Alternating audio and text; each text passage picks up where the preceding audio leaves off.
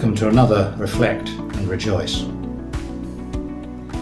We read the Bible for several reasons: to find out what God is like, to find out what we're like, to find out what we should do.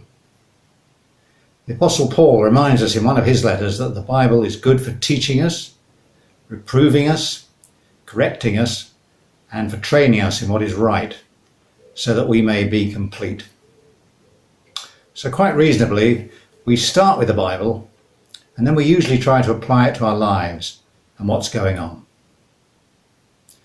But sometimes life comes at us the other way round. We face a situation, a problem, and we can't think of scriptures that fit. Pardon me if I tell you a little story. I like the story, and it may even be true, of a poor fruit seller sitting by the road, offering fruit for sale on his stall, and listening to pop music on his transistor radio. The rich man drove up in a big expensive car, making lots of dust, and stopped. He shouted at the man, "You must not play this godless music.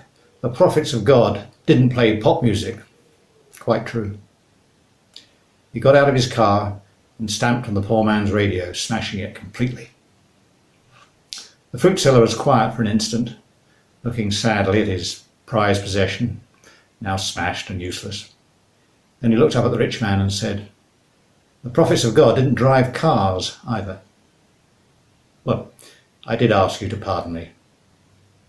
Sometimes we think we have all the answers, and I suppose that story just means that simply, sometimes life isn't as simple as that. A little while ago, something happened to me which opened my eyes in a new way to a familiar passage. It was Paul's words in his first letter to the new Christians in Corinth, and I'll read it to you. "Brothers, look at what you were when God called you. Not many of you were wise in the way the world judges wisdom. Not many of you had great influence. Not many of you came from important families. But God chose the foolish things of the world to shame the wise. He chose the weak things of the world to shame the strong. And he chose what the world thinks is not important. He chose what the world hates and thinks is nothing. He chose these to destroy what the world thinks is important, so that no human being might boast in the presence of God. And because of him you are in Christ Jesus, who became to us wisdom from God, righteousness and sanctification and redemption, so that, as it is written, let the one who boasts, boast in the Lord." It came about like this. My wife and I were visiting a family who had come to seek asylum in the UK, and they'd come to our town and our church for the first time. We hardly knew anything about them, and they spoke little English. The mother tried to explain about life in their home country which they'd fled, perhaps never to see again. It was one of the countries where our Christian brothers and sisters are persecuted simply because they are Christians.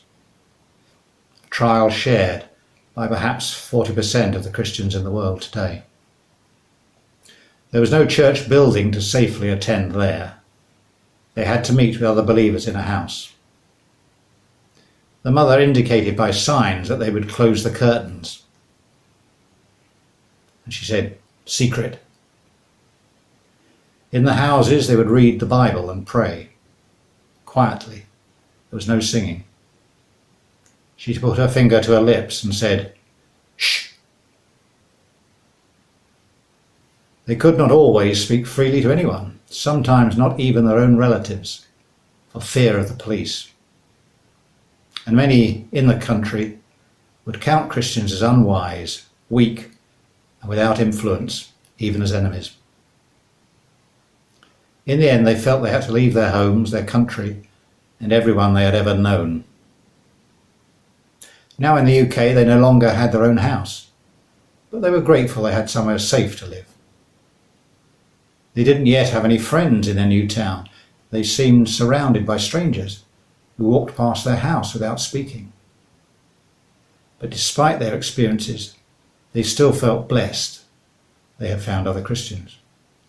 Most of all, they remain proud of what Jesus has done in their lives. They were, despite everything, thankful to God.